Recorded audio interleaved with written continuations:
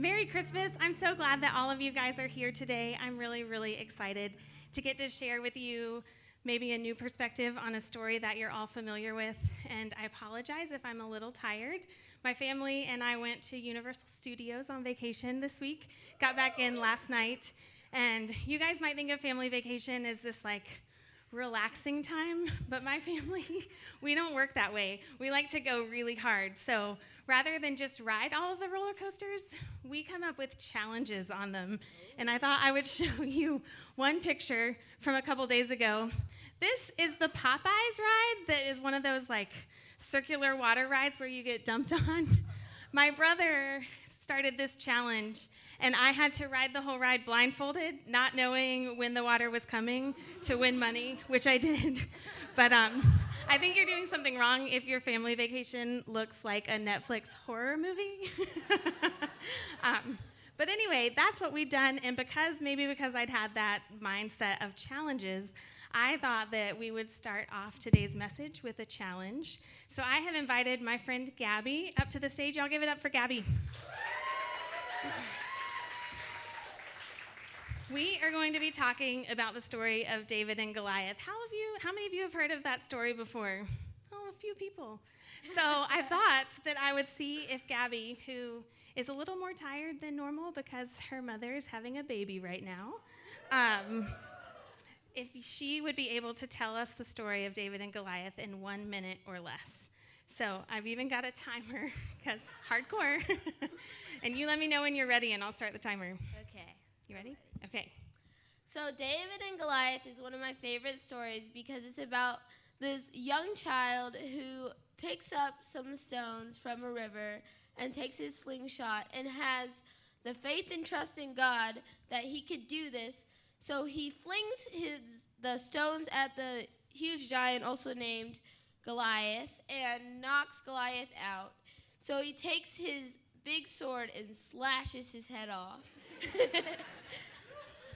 And the reason it's my favorite story is because it shows how we could all have faith and trust in God when we're going through tough things. That's awesome. You had 20 seconds left, and you guys can go home now. So, for winning the challenge, Gabby gets this lovely bookmark. It's from Thailand. So we have several people from Center City who are serving overseas in Thailand. And it has an elephant on it because the paper is made out of elephant dung. So enjoy. Thank you, Gabby. Give it up for Gabby. So you did an excellent job, by the way, much better than I thought you would. So well done. Not because I didn't think that you were great, just because I had to study a long time to be able to get some of those details. And one of the things that I really wanted to point out is that this is a story that we hear a lot, and not even just people who have grown up in the church. I did a quick Google search on David and Goliath and found a couple of my favorite pictures that showed up. So first of all, there has been a whole season of Survivor based on David and Goliath. I don't watch the show, so I don't know how it tied in, but they called it David versus Goliath. Then my favorite here is this Lego set that is so kid-friendly that we see Goliath's head off in David's arms. Then there's some sort of Connect 4 David versus Goliath game, which again, I don't understand how that really ties into the actual story, but it's there. And then the one that I feel like comes up the most in my life is this business metaphor, where we always like to talk about David, the little guy, who defeats Goliath, who's like the big fat cat or the big corporation or something, and it's all about, look at the power of the little man. And so I think we're so familiar with this story that a lot of times we miss the detail that David was an actual person. And when David went to fight Goliath, he didn't actually know what was going to happen. He trusted God, he said that, but it's not like us who've heard the story so many times that we're just like, oh yeah, then he put the rocks in his slingshot and knocked him out, and that was great. So I kind of want to treat this like one of those movies where you have the voiceover from the main character, and it's like set up at this battle scene, and then there's a freeze frame, and he just goes, now let me tell you how I got there. So I actually want to back up a little bit to start our story today and go back to when David was growing up. David was the youngest of 8 sons to his father Jesse, so there was probably some sibling rivalry going on in there. And his main job in his household was to keep the sheep. He would just take care of the family's flock all the time.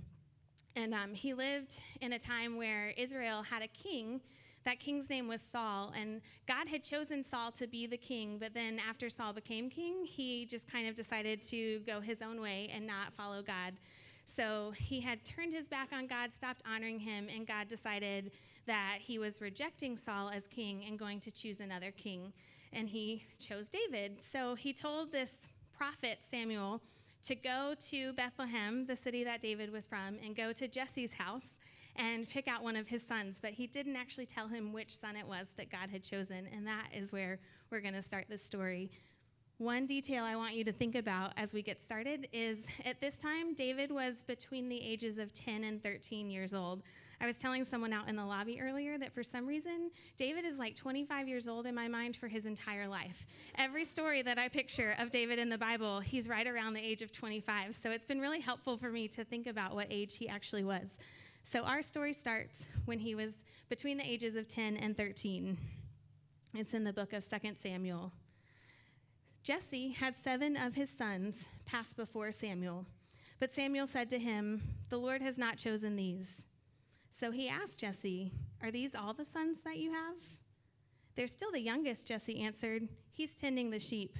Side note, this reminds me a little bit of Cinderella when the prince comes with the shoe and they didn't even invite Cinderella to try it on. But Samuel says, "Send for him. We will not sit down until he arrives." So he sent for him and had him brought in. He was glowing with health and had a fine appearance and handsome features. This would be such a great way to be remembered in the Bible. Then the Lord said, "Rise and anoint him. This is the one."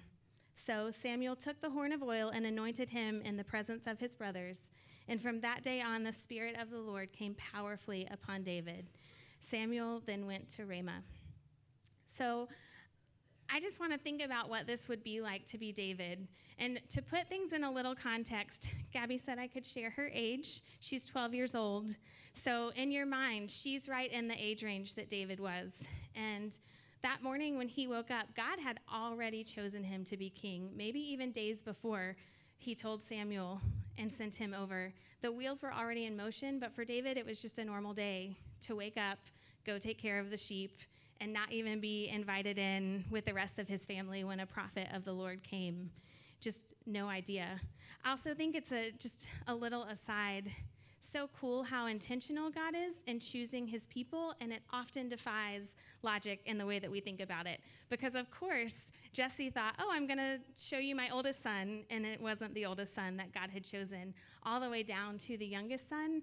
And I think sometimes not only do we think other people count us out from things God's called us to do, but we may also count ourselves out. Like, we don't know. This is conjecture what David was thinking that day, but he may have also thought, "I'm just a shepherd," but God had other plans for him. So back to his story. One of the things that I like to think about when I read the Bible that really helps me see these characters as real people who lived is to think through not just what they did in the story, but what are the things that they could have done that they chose not to do. So in the scene where we are, the prophet has just come and anointed David after rejecting all of his older brothers. You may see where I'm going with this.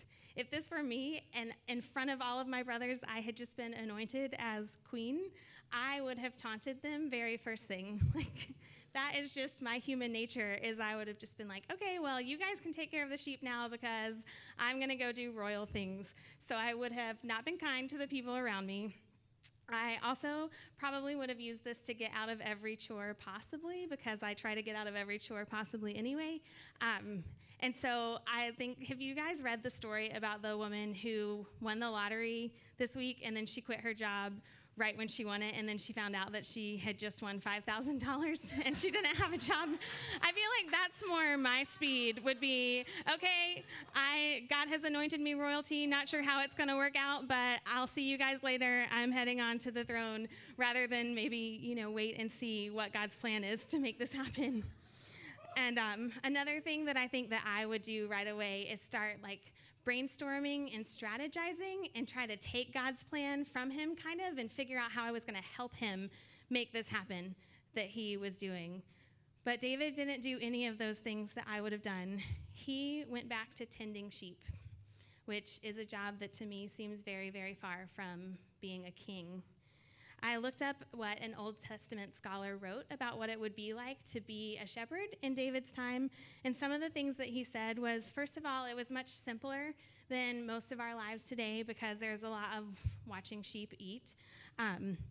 But it wasn't mundane or boring because you couldn't really check out. You had to be really paying attention to everything that was going on.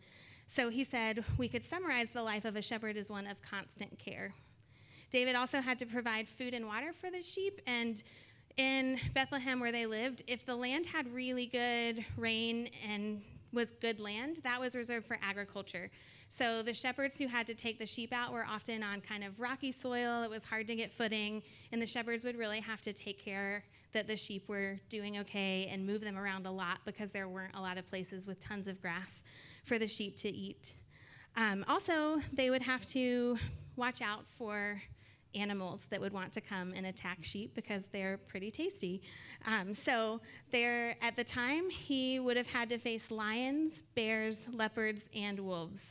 And then not only would he have to protect them from these animals, but if an animal did come and attack, usually that meant that the sheep would all scatter, and then it would take a really long time to go and collect each sheep back to its place.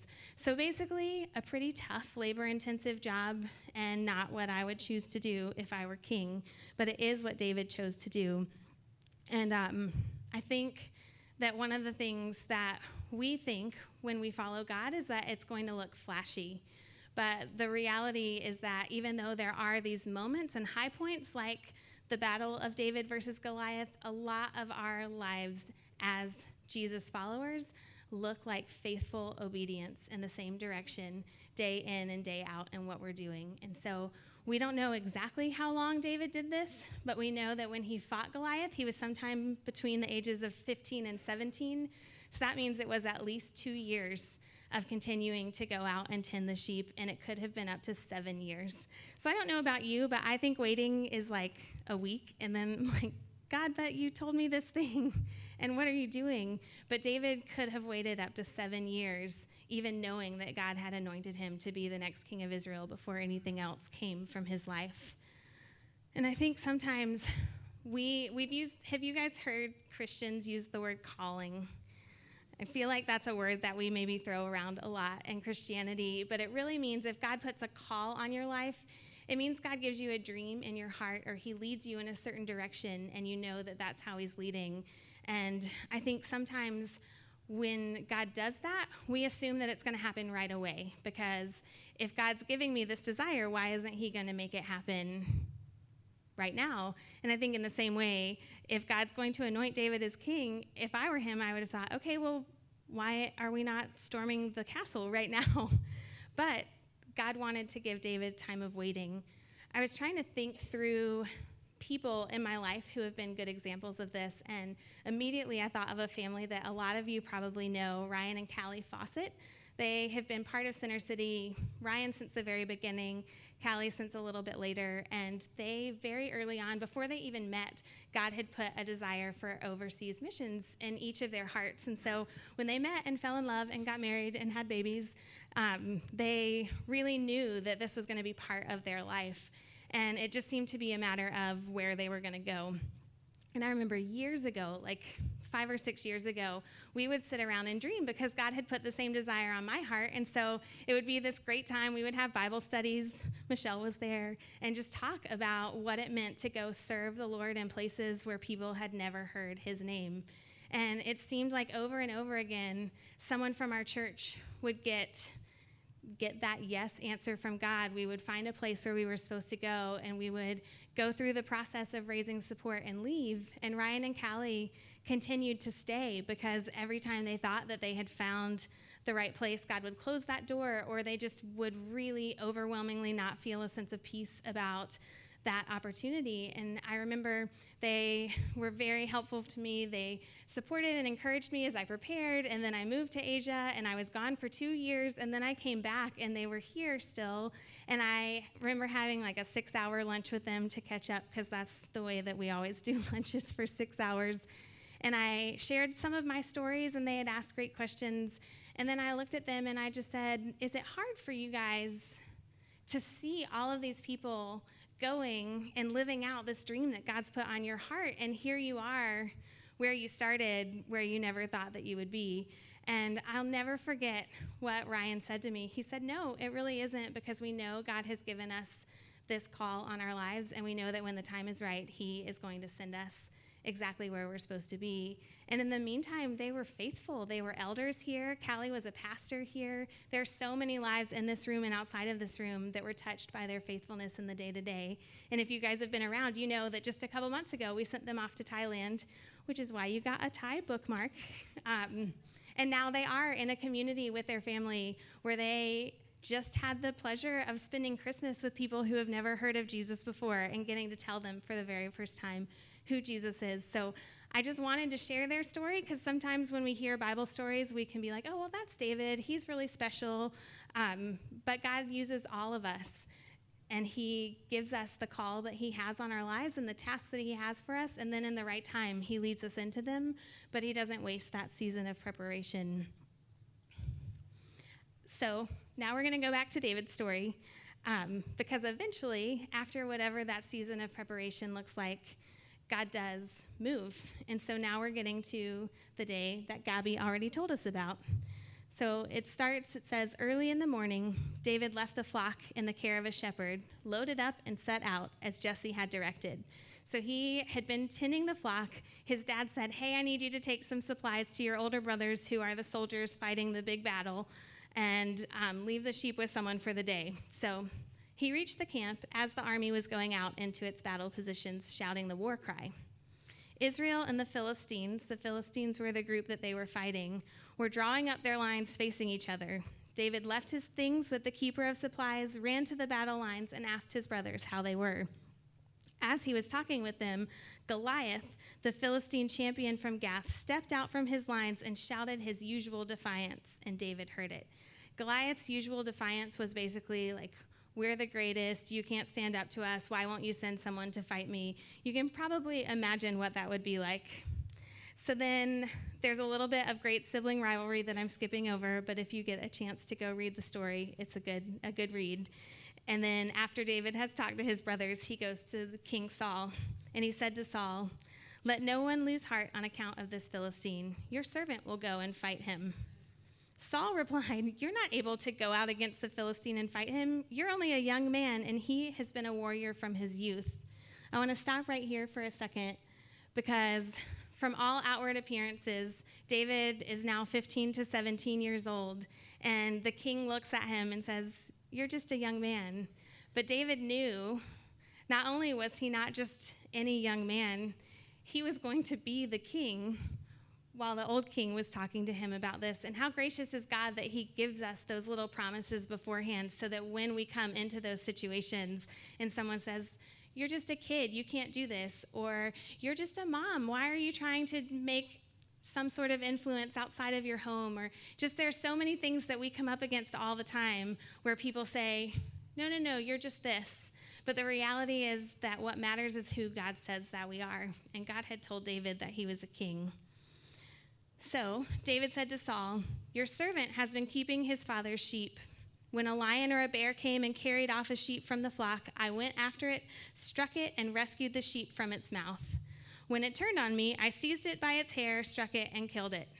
Your servant has killed both the lion and the bear. This uncircumcised Philistine will be like one of them, because he has defied the armies of the living God.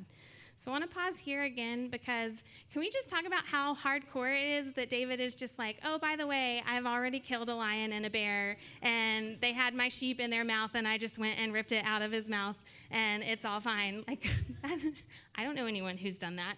And I hope I never know anyone who's done that. But but that's really crazy, and it starts to show that God was using all of those years that David was going out to the fields, because he was having these experiences, and we only know about 2 of them. There may have been more than that, where without other people watching, without any glory, he was just protecting the sheep against things like lions and bears that would have me totally running the other way, but that's why I'm not a shepherd.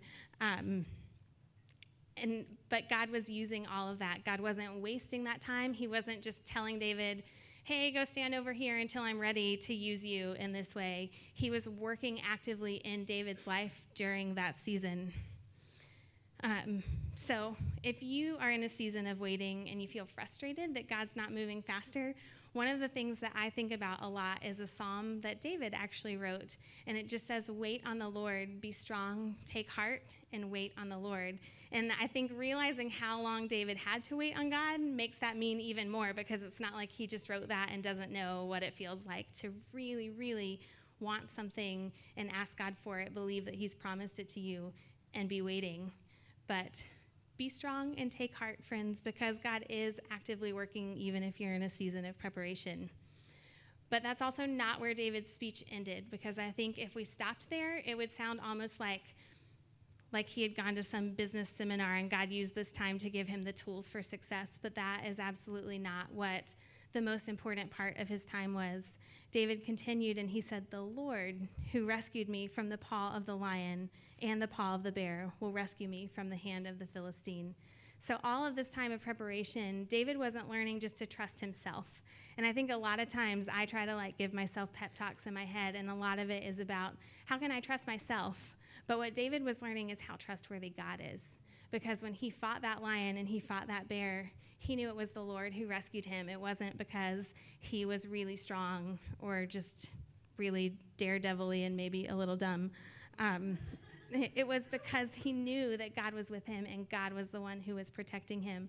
So when he came to this situation in this battle against Goliath, who every soldier there was afraid to go out in battle, it wasn't because David thought that he was great, that he had learned how great he was, that he could do it. It was because he knew the Lord better. And he trusted that God, who rescued him from this lion and rescued him from this bear, was also going to rescue him from Goliath, especially because he had the nerve to taunt God's army. And so this would all be for the glory of God. So, as you know, as Gabby told us, she just walked out, David goes and he fights Goliath. He uses just a slingshot. He kills him, and the glory goes to God in the battle. But I actually don't think that that was the only reason that God had David wait so long before his kind of general coming out, because after this it says he never went back to his home. Saul brought him into his palace and he became a soldier, and things really started moving forward for David in that season. But it wasn't just about being ready to step into this. I believe it was more about David knowing God and having that time in the season of waiting where he, as a shepherd, learned God's heart as a shepherd for his people. You guys have probably heard the 23rd Psalm, "The Lord is my shepherd." That's a psalm that David wrote, and he wrote it because he understood what it meant to be a shepherd, and he understood God's heart to shepherd his people. So we're actually going to read this together. Will you guys read with me? The Lord is my shepherd, I lack nothing. He makes me lie down in green pastures. He leads me beside quiet waters. He refreshes my soul. He guides me along the right paths for his name's sake. Even though I walk through the darkest valley, I will fear no evil, for you are with me. Your rod and your staff, they comfort me. You prepare a table before me in the presence of my enemies. You anoint my head with oil. My cup overflows.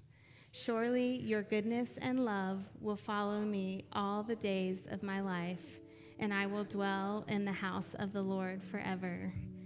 Suddenly, this psalm that maybe you had to memorize in Sunday school growing up, I never succeeded. It just has more meaning because you know the person who wrote it spent so much time out in the fields protecting his sheep and walking with them and watching them eat and chasing them down when they got scared and ran away and laying his life on the line and fighting a lion or a bear when it came to get his sheep. And it helped him understand God's heart for us, because that's exactly how God feels about us. He is our shepherd, and I hate to say it, but we are those sheep who run away when we get scared and need to be led into safety. And years later, in the same town of Bethlehem, a baby would be born who we celebrate this week from David's line, Jesus. And Jesus described himself as the Good Shepherd because he knew that he had come to lead us in this same way. He said, I am the Good Shepherd. I know my own sheep, and they know me. Just as my Father knows me, and I know the Father, so I sacrifice my life for the sheep. When Jesus came and we celebrate Christmas, we can't celebrate Christmas without understanding Easter, that he came and took on human form because he knew he was going to lay down his life so that we could be with him. And then he knew that he was going to conquer death so that we could be with him forever. And through all of it, it's so we can have that relationship with him, like the sheep who follow their shepherd, who know their shepherd's voice and trust that their shepherd's going to lead them into safety. That is what God offers to us each and every day. If you have not had an opportunity to allow the Lord to be your shepherd, today is as good a day as any. Or if you're in a place where maybe you decided a long time ago that you wanted to follow the Lord and you've just kind of slowly taken those reins back and tried to lead your own life, today is a perfect day to give him back control, to put him back on his throne. Will you pray with me?